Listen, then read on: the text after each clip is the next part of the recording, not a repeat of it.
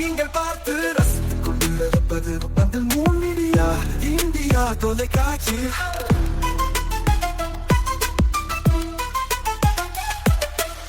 நீங்கள் பார்த்து ரசித்துக் கொண்டிருப்பது உங்கள் மீடியா இந்தியா தொலைக்காட்சி.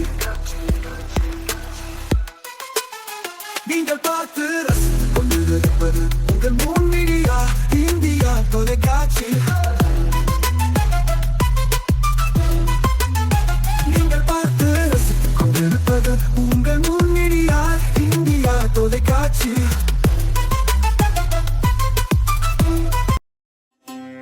நாளும் ஒரு திருக்குறள். அறத்துப்பால். இனியவை கூறல். இன்சொல் இனிதீன்றல் காண்பான் எவன்கொலோ வன்சொல் வழங்குவது. விளக்கம். இனிய சொற்கள் இன்பம் பயத்தலை காண்கின்றவன் அவற்றுக்கு மாறான வன் சொற்களை வழங்குவது என்ன பயன் கருதியோ.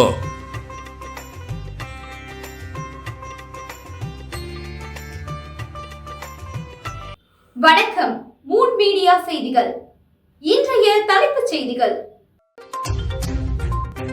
புதுச்சேரியின் 15வது சட்டப்பேரவை கலைப்பு. துணைநிலை ஆளுநர் உத்தரவின்படி சட்டமன்ற செயலர் அறிவிப்பு.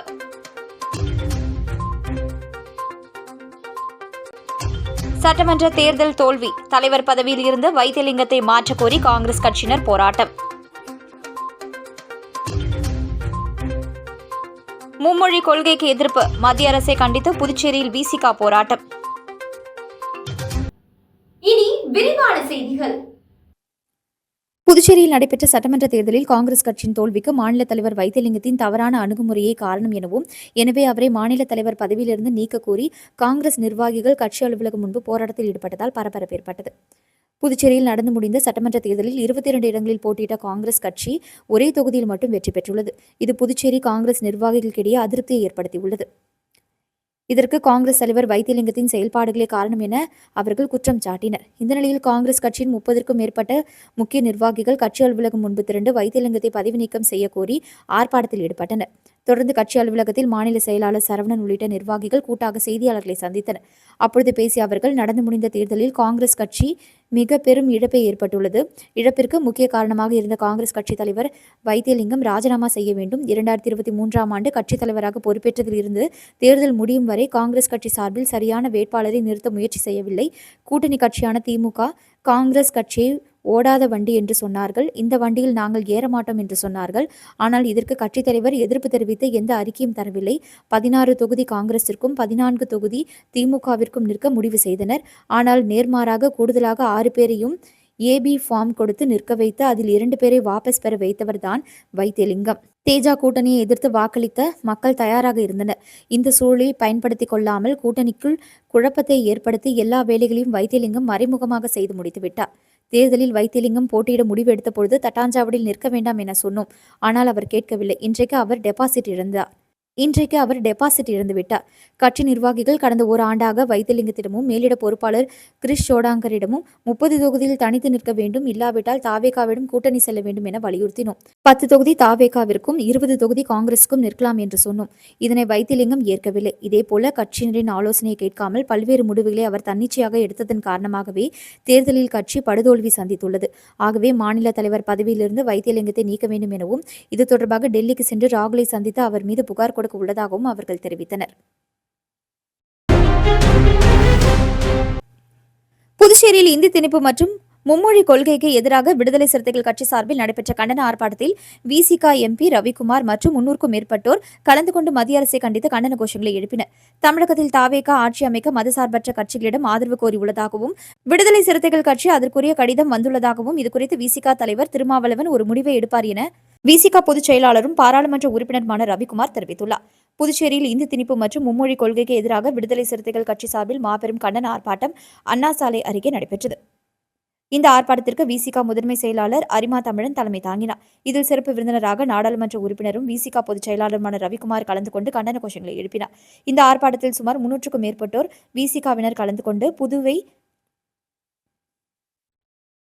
புதுச்சேரி மாநில கல்வித்துறையில் இந்தி திணிக்கும் முயற்சியை கைவிடக் கோரியும் மாநிலத்தில் ஏற்கனவே நடைமுறையில் உள்ள இருமொழிக் கொள்கையை தொடர்ந்து செயல்படுத்த வலியுறுத்தியும் மத்திய அரசை கண்டித்து கோஷங்களை எழுப்பினர். பின்னர் செய்தியாளர்களிடம் பேசிய விசிக ரவிக்குமார் எம்பி, புதுச்சேரியின் கலாச்சார அடையாளமாக விளங்கும் பிரெஞ்சு மொழியை புறக்கணித்துவிட்டு ஒன்றிய அரசின் அழுத்தத்தால் இந்தியை திணிப்பதை வன்மையாக கண்டிப்பதாகவும், தமிழகத்தைப் போன்றே புதுச்சேரியிலும் இருமொழிக் கொள்கையை நீட்டிக்க வேண்டும் என்றும், மாணவர்களின் கல்வி உரிமையை பறிக்கும் வகையிலான இந்தி திணிப்பு நடவடிக்கைகளை மாநில அரசு உடனடியாக கைவிட வேண்டும். இல்லையென்றால் மாநிலத்தில் மொழி உரிமையை காக்க விசிக தொடர்ந்து போராட்டத்தில் முன்னெடுக்கவும் எனவும் கூறினார். தொடர்ந்து பேசிய அவர், தமிழகத்தில் தமிழக வெற்றிக் கழக தலைவர் விஜய் அவர்கள் ஆட்சி அமைக்க தனது கட்சி சார்பில் காங்கிரஸ், இடதுசாரிகள் மற்றும் விடுதலை சிறுத்தைகள் கட்சியினர் ஆதரவை கோரியுள்ளார். விடுதலை சிறுத்தைகள் கட்சியை பொறுத்தவரை தலைவர் திருமாவளவன் அவர்களுக்கு ஆதரவு கோரும் கடிதம் வந்துள்ளதாகவும், இதுகுறித்து அவர் விரைவில் சென்னையில் விரிவான விளக்கத்தை அளிப்பார் என்றும் தெரிவிக்கப்பட்டது. மேலும் மதசார்பற்ற கட்சிகளின் ஆதரவோடு ஆட்சி அமைக்க வேண்டும் என்பதில் தமிழக வெற்றிக் கழகம் உறுதியாக இருப்பதாகவும் அவர் தெரிவித்தார். வாழும் போதும் வாழ்க்கைக்கு பிறகும் பணம் உங்களுக்கு பெருகிக் கொண்டே இருக்கும். அனைவருக்கும் புதிய வாய்ப்பு. நீங்கள் உழைக்கும் குணம் கொண்டவரா? அப்படியானால் நீங்கள் நேர்மையுடன் முதலீடு இல்லாமல் சம்பாதிக்க அரிய வாய்ப்பை நாங்கள் தருகிறோம். மேலும் எரிவாயு godown, super market, solar plant அமைத்து பணம் சம்பாதிக்கலாம். முக்கியமாக முதலீடு இல்லாமல் வருமானம் வரும் வாய்ப்பு. வயது வேறுபாடின்றி, கல்வி தகுதியின்றி அனைவரும் இணைந்து பணம் சம்பாதிக்கலாம். வாருங்கள், LDBS பஜார் உங்களை அன்போடு வரவேற்கிறது. எங்களுடன் இணைந்து நேர்மையான முறையில் பணத்தை சம்பாதியுங்கள்.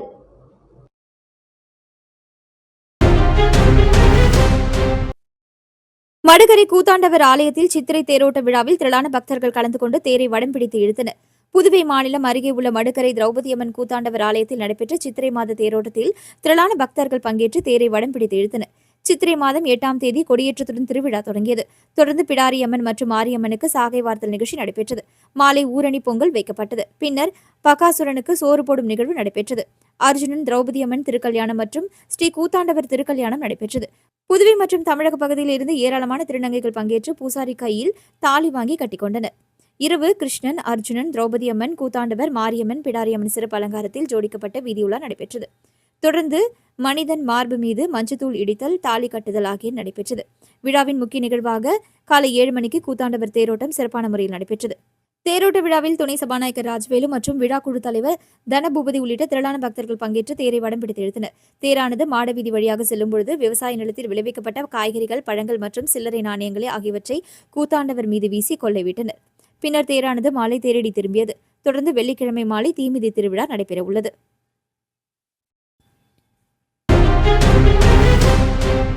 புதுச்சேரியின் 15வது சட்டப்பேரவை துணைநிலை ஆளுநரின் ஆணைப்படி கலைக்கப்பட்டதாக சட்டப்பேரவை செயலர் தயாளன் அறிவிப்பு. புதுச்சேரி 15வது சட்டப்பேரவை கலைக்கப்படுவதாக ஆளுநர் ஆணைப்படி கலைக்கப்பட்டதாக சட்டப்பேரவை செயலர் தயாளன் அறிவித்துள்ளார்.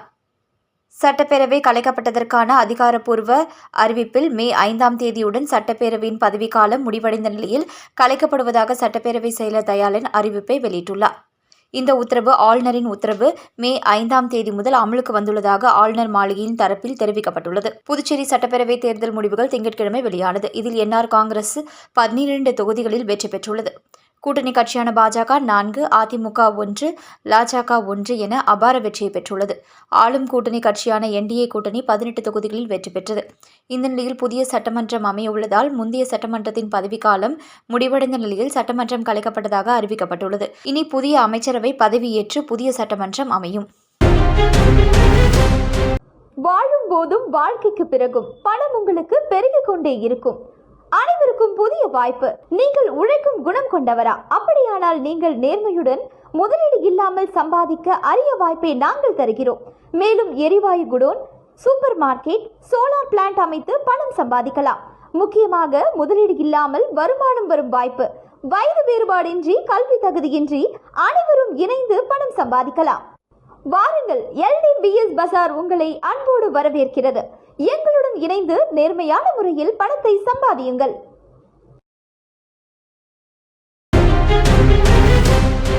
புதுச்சேரி உருளையன்பேட்டை தொகுதிக்குட்பட்ட காமராஜர் சாலை, மறைமலையடிகள் சாலை உட்பட்ட பகுதிகளில் உப்பனாற்று வாய்க்கால் மேல் சாலை அமைத்தல் மற்றும் காமராஜர் சாலையில் மேம்பாலம் அமைக்கும் பணிகள் மிகவும் தொய்வாக நடைபெறுவதால் காமராஜர் சாலையில் பெரும் போக்குவரத்து பாதிப்பு ஏற்பட்டு இதனால் மக்கள் பெரும் அவதிக்குள்ளாகிறார்கள் எனவும், எனவே இதற்கான உடனடி நடவடிக்கை எடுக்க கோரி நேய மக்கள் கழக தலைவரும் உருளையன்பேட்டை தொகுதி சட்டமன்ற உறுப்பினருமான நேரு பொதுப்பணித்துறை தலைமை பொறியாளர் அலுவலகத்தில் தலைமை பொறியாளர் வீரசெல்வத்தை சந்தித்து வலியுறுத்தினார். உடனடி நடவடிக்கை எடுக்காவிட்டால் பாதிக்கப்பட்ட பொதுமக்களை திரட்டி போராட்டங்கள் நடத்தப்படும் எனவும் அவர் கடுமையாக எச்சரித்தார். சித்ரா பௌர்ணமி முன்னிட்டு கல்வே பங்களா ஸ்ரீ துலக்கானத்தம்மன் உடனுரே கம்பீஸ்வரர் ஆலயத்தில் நடைபெற்ற சிறப்பு பூஜையில் திரளான பக்தர்கள் கலந்து கொண்டு சுவாமி தரிசனம் செய்தனர். புதுச்சேரி கோவிந்தசாலை கல்வே பங்களாவில் அருள்மிகு ஸ்ரீ துலக்கானத்தம்மன் உடனுரே கம்பீஸ்வரர் ஆலயத்தில் சித்ரா பௌர்ணமி முன்னிட்டு அம்மன் மற்றும் சிவபெருமானுக்கு சிறப்பு பூஜைகள் செய்யப்பட்டது. மேலும் பல்வேறு திரவியங்களால் அபிஷேகம் செய்யப்பட்டு மலர்களால் அலங்கரிக்கப்பட்டு மகா தீபாராதனை காண்பிக்கப்பட்டது. இந்நிகழ்ச்சியில் திரளான பக்தர்கள் கலந்து கொண்டனர். விழாவில் பங்கேற்ற பக்தர்களுக்கு பிரசாதம் வழங்கப்பட்டது. விழாவிற்கான ஏற்பாடுகளை 30 ஆண்டுகளாக தொண்டு செய்து வரும் ராஜேஷ் சிறப்பாக செய்திருந்தார். வெற்றி பெற்ற 24 மணி நேரத்தில் மக்கள் பணியில் நாராயணசாமி மழை பாதிப்பு இடங்களை ஆய்வு செய்த வீடியோ வைரல். புதுச்சேரி சட்டசபை தேர்தலில் என்ஆர் காங்கிரஸ் சார்பில் போட்டியிட்டு வெற்றி பெற்ற வேட்பாளர் நாராயணசாமி வெற்றி பெற்ற சில மணி நேரங்களுக்குள் மக்கள் சேவையில் ஈடுபட்ட சம்பவம் சமூக வலைதளத்தில் வைரலாகி வருகிறது. நேற்றிரவு திடீரென பெய்த கனமழையால் அவரது தொகுதிக்குட்பட்ட பல பகுதிகளில் மழை தேக்கம் மற்றும் சாலைகள் சேதம் போன்ற பிரச்சனைகள் ஏற்பட்டன. இதனைத் தொடர்ந்து வெற்றி பெற்ற 24 மணி நேரத்துக்குள் நாராயணசாமி நேரில் சென்று பாதிக்கப்பட்ட பகுதிகளை ஆய்வு செய்தார். மழை நீர் தேங்கிய பகுதிகளை பார்வையிட்டு சம்பந்தப்பட்ட அதிகாரிகளுக்கு உடனடி நடவடிக்கை எடுக்க அறிவுறுத்தியதுடன் பொதுமக்களிடம் நேரடியாக பேசி அவர்களின் குறைகளை கேட்டறிந்தார். வெற்றி கொண்டாட்டங்களை ஒதுக்கி வைத்து மக்கள் நலனில் கவனம் செலுத்திய அவரது செயலுக்கு பொதுமக்கள் பாராட்டு தெரிவித்துள்ளனர். மீண்டும் இன்றைய முக்கிய செய்திகள். புதுச்சேரியின் 15வது சட்டப்பேரவை கலைப்பு. துணைநிலை ஆளுநர் உத்தரவின்படி சட்டமன்ற செயலர் அறிவிப்பு.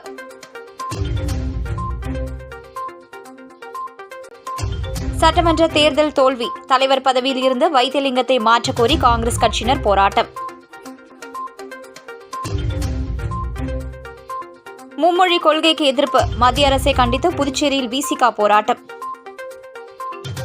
இத்துடன் செய்திகள் நிறைவடைந்தன. வணக்கம். செய்திகளை உடனுக்குடன் தெரிந்து கொள்ள மூன் மீடியா வாட்ஸ்அப் சேனலுடன் இணைந்திருங்கள். நன்றி, வணக்கம்.